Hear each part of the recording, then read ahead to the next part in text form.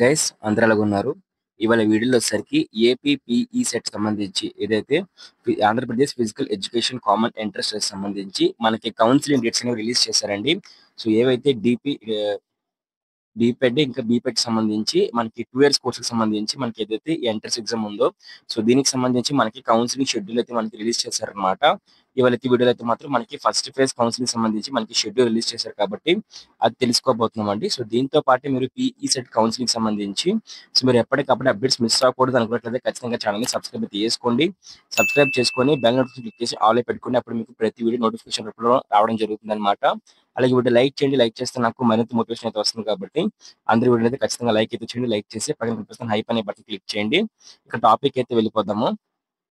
అయితే నిన్న మనకి ఈ పీఈ సెట్ కౌన్సిలింగ్ సంబంధించి మనకి ఏంటంటే ప్రెస్ నోట్ అయితే రిలీజ్ చేశారనమాట. ఆంధ్రప్రదేశ్ ఏపీఎస్హెచ్ వాళ్ళైతే మనకి రిలీజ్ చేశారనమాట. సో ఇందులో మనకి కిందకి వెళ్ళినట్లయితే ఈ పీఈ సెట్ కౌన్సిలింగ్ సంబంధించి మనకి షెడ్యూల్ అయితే మనకి రిలీజ్ చేశారండి. సో మనకి 4th పాయింట్ నుంచి అయితే మనం అబ్జర్వ్ చేయాల్సిన అవసరం అయితే ఉంది.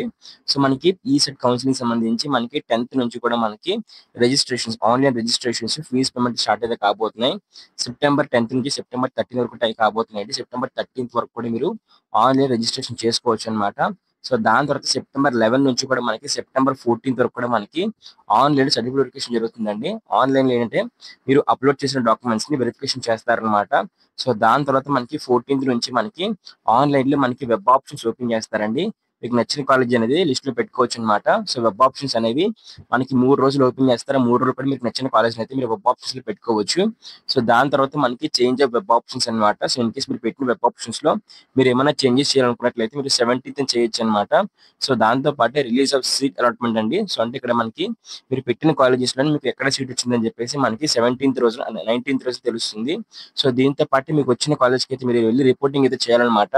మీరు ఒరిజినల్ డాక్యుమెంట్స్ దీంతో పాటు మీరు జెరాక్స్ మొత్తం పట్టుకొని వెళ్ళి అక్కడికి అయితే వెళ్ళి మీరు రిజిస్ట్రేషన్ అంటే రిపోర్టింగ్ చేయాలండి. అది మీకు 22nd 23rd మనకి 2 రోజులతో ఇచ్చారనమాట రిపోర్టింగ్ చేయడానికి అయితే మాత్రం టైం అయితే మాత్రం. సో దీంతో పాటు మనకి ఈ పీఈ సెట్ కౌన్సిలింగ్ సంబంధించి కౌన్సిలింగ్ పూర్తి అయిపోయిన తర్వాత మనకి క్లాస్ అనేది ఈ మంత్ 22nd నుంచి స్టార్ట్ అయితే కాబోతున్నాయండి. దీంతో పాటు ఇక్కడ మనకి సెకండ్ ఫేజ్ కౌన్సిలింగ్ కూడా ఉంటుందని చెప్పేసి చెప్పడం జరిగింది. సో దీంతో పాటు ఫస్ట్ ఫేజ్ కౌన్సిలింగ్ లోనే మీరు వీలైనన్ని ఎక్కువ వెబ్ ఆప్షన్స్ పెట్టండి అని చెప్పేసి కూడా వాళ్ళు చెప్పడం జరుగుతుంది అన్నమాట. సో దీంతో పాటు మనకి థర్డ్ ఫేజ్ కౌన్సిలింగ్ కూడా మనకి కండక్ట్ చేయడం లేదని చెప్పేసి వాళ్ళు క్లారిటీగా చెప్పడం జరుగుతుంది. సో ఇది మనకున్న ప్రస్తుతానికి అయితే update. So first phase counselling లో అందరూ పార్టిసిపేట్ చేయండి, ఖచ్చితంగా సీట్ పొందుకోండి.